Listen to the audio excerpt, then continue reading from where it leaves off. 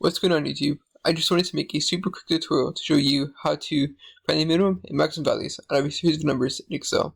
So to do this, you use the min and the max function, which are both fairly easy to use. I'm also going to touch on the min a and the max a function, which are a little bit different but still fairly easy to use. So if we're able to find the minimum value out of this range of numbers, which are random numbers between 5 and 100, go equals min, then open parentheses, and highlight the range of numbers that you want to find the minimum value out of.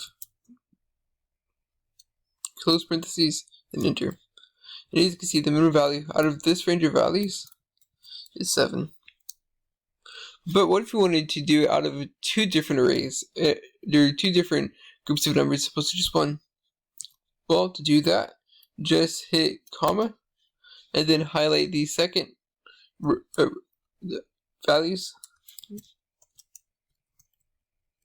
And as you can see, between both this set of numbers and this set of numbers, the minimum value is 0.0806. The maximum function is very similar, so equals max.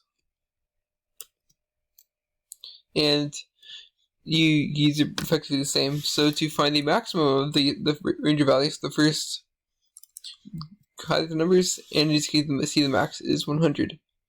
And if we wanted to include it out of two groups of numbers, do comma, then highlight the second group of numbers.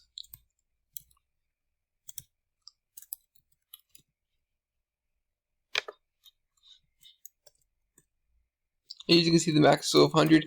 This has the numbers between 5 and 100, and this has numbers between 0 and 100.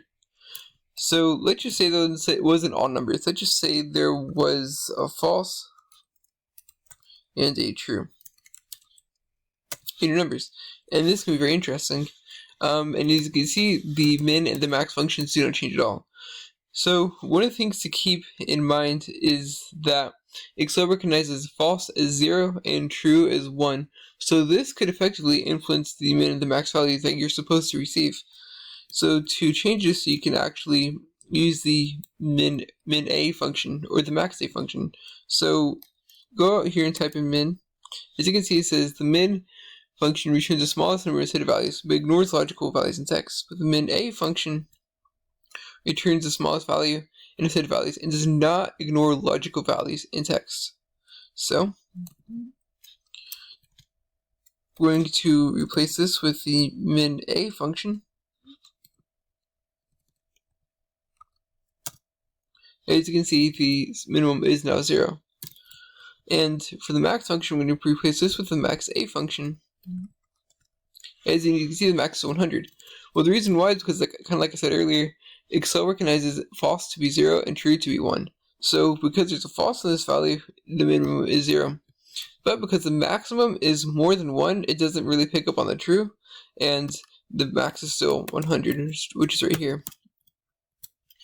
So with that being said, I really hope that you found this tutorial to be helpful. If you did, please like, subscribe, and comment. Any support is extremely helpful.